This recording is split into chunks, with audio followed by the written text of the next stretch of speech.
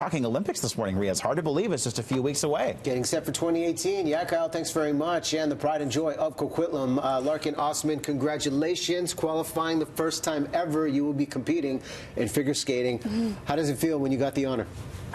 Just amazing. I was so excited to finally hear confirmation about it. I mean, I've been dreaming about it my entire life, so it's just a dream come true for me. Well, the news came down over the weekend, a third-place finish at the National Skating Championships that took place in our backyard over at UBC.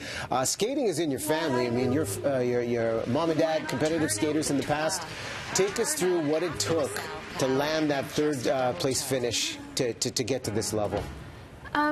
It took almost everything I had in me. I was totally exhausted the rest of the day afterwards, and Sunday it's a huge mental feat more than it is physically, I find. Just having the pressure, especially since I was in sixth after the short program and wasn't in a good spot. So the amount of mental strength it takes to go through a long program when you know you have 7 triples ahead of you is exhausting. That is the incredible part when I look at all of the athletes, especially on the Olympic stage, to block out all of the noise, to know that right now you've trained for years, you've just got to do what you've practiced. And there's so many great leaders on the ice: PyeongChang, Scott Moyer, Tessa Virtue. Is there a skater that stands out for you that's played a mentor role? Because you're only 19 years old. Yeah. in crafting your own figure skating skills. Yeah, I mean, I've always looked up to Giovanni Rochette, but also on the stage now, I've always looked up to Larkyn Austman as well, because she's second in Canada right now, but second in the world last year. And she is just an amazing person I spent a week training with her in Edmonton this past summer, and I love to watch her train. I love to watch her skate. She's someone that I look up to as well. Well, a lot of people are going to be looking up to you in 2018 because you turned 20 on the day in between the short and long program, competing in February, which maybe it's serendipity, and this is going to be an even greater moment for you. But take us back to 2010, Winter Olympic Games in our city, and the role you played and perhaps the inspiration behind your whole journey. Yeah, I was 11 turning 12, and I was a flower retriever at the 2010 Olympics. And I watched Tessa and Scott win their gold medal at the Olympics, and I watched Giovanni Rochette receive her bronze medal as well. And I was young, and I couldn't understand the magnitude of what was happening, but now, looking back on it, I'm so glad to have had the opportunity to witness the games, especially in my home city as well.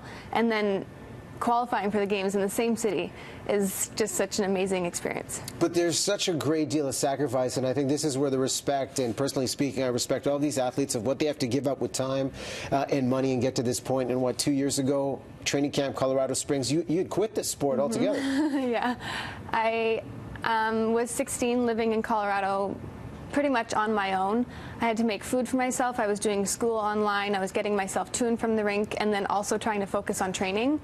It just was too much for me as a 16-year-old, so I came home and I had quit skating, but I quickly got bored of that, so I brought myself back to the sport in my own time, and I am glad, obviously, for that because of where I am now. So. And who do you credit your success up until this point, and I'm sure there's going to be much more still to come? Who do you credit the most of what you've been able to achieve?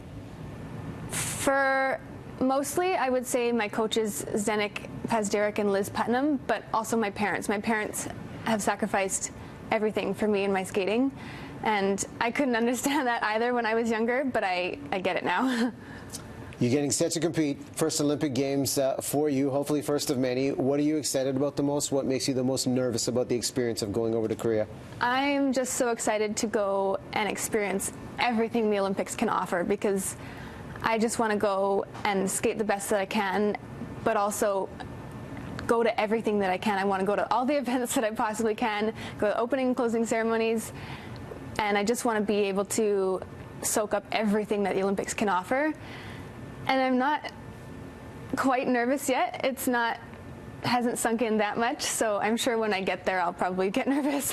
What an experience to have, and I know we're going to find out later this morning the official Olympic flag bearer for Team Canada. Any predictions, any favorites that you'd like to see carry that flag for us? I mean, it would be amazing if PyeongChang could carry the flag for his 3rd Olympics, so that would be really cool. Okay, well, we're going to be watching.